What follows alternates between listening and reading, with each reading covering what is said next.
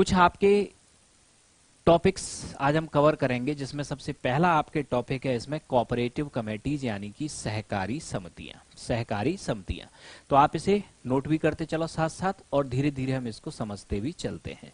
तो सबसे पहले तो हम आपके ये देखें कि कोऑपरेटिव कमेटीज सहकारी समितियां होती क्या हैं। ठीक है, कोऑपरेटिव कमेटीज कौन सी होंगी आपकी? बे कमेटीज। कमेटी का मतलब जिसमें दो या दो से ज्यादा लोग हों। ठीक है, कोऑपरेटिव मतलब सहयोग से स्थापित, जो एक दूसरे का सहयोग करते हो, जो एक दूसरे का सहयोग करने के लिए तत्पर हो।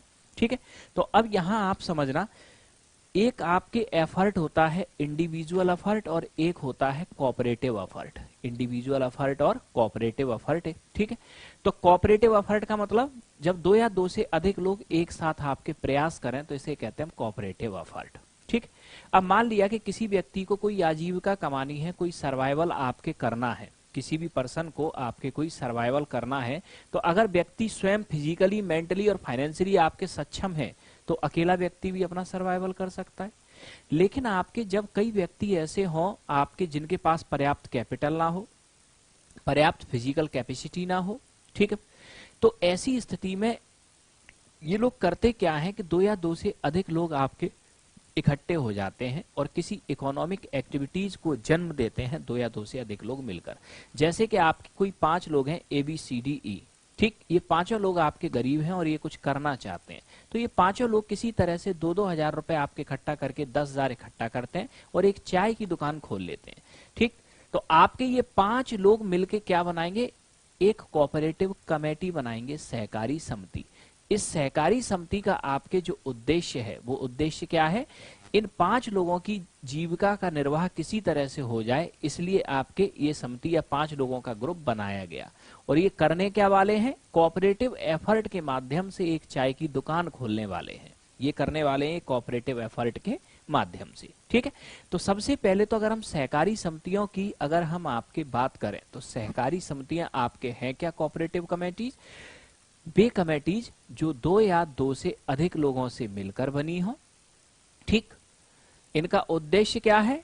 कोऑपरेटिव एफर्ट्स यानी कि सामूहिक प्रयास को बढ़ावा देना। इन सामूहिक प्रयास या कोऑपरेटिव एफर्ट्स का उद्देश्य क्या है?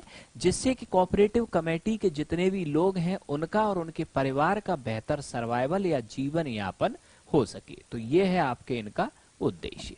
अब हम आते हैं इसके बाद में आगे।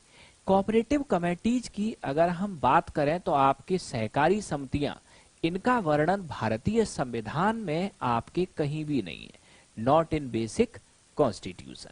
ठीक है, कोऑपरेटिव कमेटीज को आपके संविधान के अंदर डाला गया 97th कॉन्स्टिट्यूशनल अमेंडमेंट 2011 के द्वारा।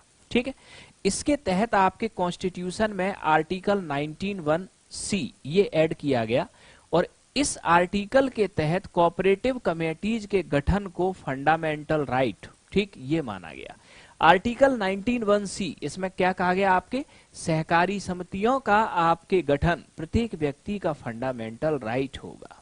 ठीक है, यानी कि सहकारी समितियों का गठन, इसको क्या घोषित कर दिया गया? Fundamental right. दूसरा याद रखना, आर्टिकल 43 कैपिटल B DPSP, किसका प्रोविजन है? ये DPSP का।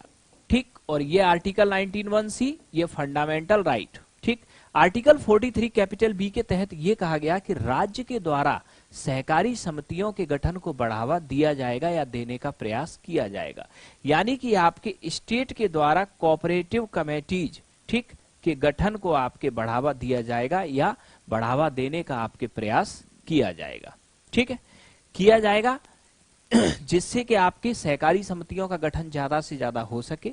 ठीक है, अब इसके बाद में पार्ट 9B ये ऐड किया गया आपके किसके द्वारा? 97th अमेंडमेंट इसके द्वारा। पार्ट 9B में आपकी सहकारी समितियों से संबंधित आर्टिकल 243(z)(h) से आर्टिकल 243(z)(t ये आपके ऐड किए गए। ठीक है, और इसका आपके पार्ट 9B का जो आपके टाइटल रखा गया वो रखा गया कोऑपरेटिव कमेटीज यानी कि सहकारी समितियां। इसका टाइटल आपके क्या रखा गया? कोऑपरेटिव कमेटीज यानी कि आपके सहकारी समितियां। अब नेक्स्ट, इसके बाद में आगे आते हैं हम नेक्स्ट समझना,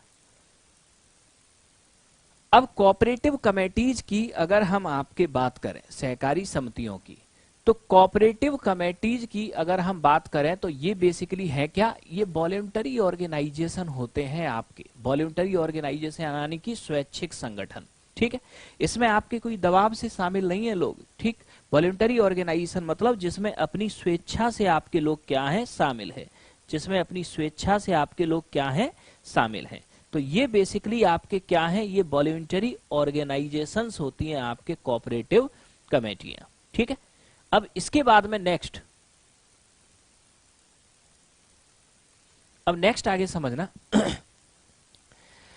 कोऑपरेटिव कमेटीज की अगर हम आपकी बात करें तो कोऑपरेटिव कमेटीज, ठीक, इनका गठन किया क्यों जाता है, जो इकोनॉमिक वीकर्स यानी कि जो आर्थिक रूप से कमजोर लोग होते हैं, ये लोग अपनी इनकम को बढ़ाने, अपने जीवन निर्वाह करने और अपने सशक्तिकरण के लिए इसका आपके क्या करते हैं, गठन करते हैं, अपने सशक्तिकरण के लिए क्या करते हैं, इनका गठन करते हैं, ठीक है।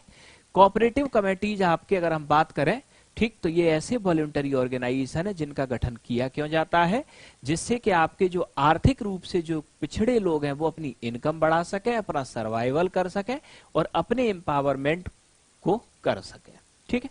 इसके बाद में नेक्स्ट याद रखना, अब कोऑपरेटिव कमेटीज की अगर हम आपके बात करें सहकारी आपके समितियों की, तो सहकारी समितियों को आपके जो कॉन्स्टिट्यूशनल स्टेटस यानी कि संवैधानिक दर्जा जो आपके दिया गया, ठीक है, तो इस संवैधानिक दर्जा दिए जाने के आपके लाभ क्या हुए, जो 97वें संविधान संशोधन 2011 के द्वारा दिया गया, ठीक, या ऐसी पहले क्या कमियां थी जो पहले आपके नहीं थी।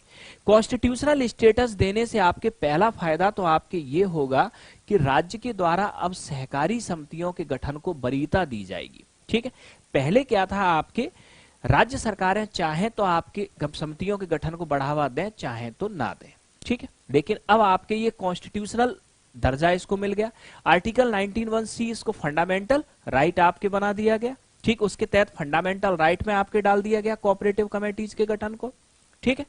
इसके बाद में क्या होगा कि अगर कोऑपरेटिव कमेटीज का गठन होगा तो लोकल लेवल पे स्वरोजगार बढ़ेगा, 4-4, 6-6 लोग मिलके क्या करेंगे, लोकल लेवल पर स्वरोजगार को बढ़ाएंगे, स्वरोजगार या आपके सेल्फ एम्प्लॉयमेंट बढ़ेगा तो लोकल लेवल पर आपके रिसोर्सेस का ऑप्टिमम यूज यानी कि अनुकूलतम उपयोग बढ़ेगा, लोकल लेवल पर रिसोर्सेस का ऑप्टिमम यूज यानी कि अनुकूलतम उपयोग बढ़ेगा, ठीक है। अब इसके बाद में नेक्स्ट आगे समझना, अब लोकल लेवल पे आपके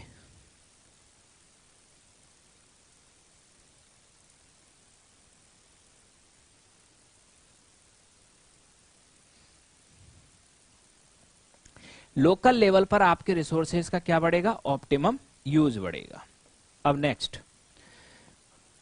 इसके बाद में आपके ये जो आपकी कमेटीज हैं cooperative committees, awareness and empowerment, ये जागरूकता और सशक्तिकरण को भी बढ़ावा देंगी, और जब लोकल लेवल पे लोग स्वतः ही सक्षम हो जाएंगे अपना खर्च चलाने में, अपने परिवार का सर्वाइवल करने में, तो लोगों की आपके सरकार के ऊपर जो आपकी निर्भरता होगी वो आपके क्या होगी, बढ़ेगी, सॉरी, लोगों की सरकार के ऊपर जो आपके निर्भरता है वो आपके क्या हो जाएगी, कम हो जाएगी, ठीक है।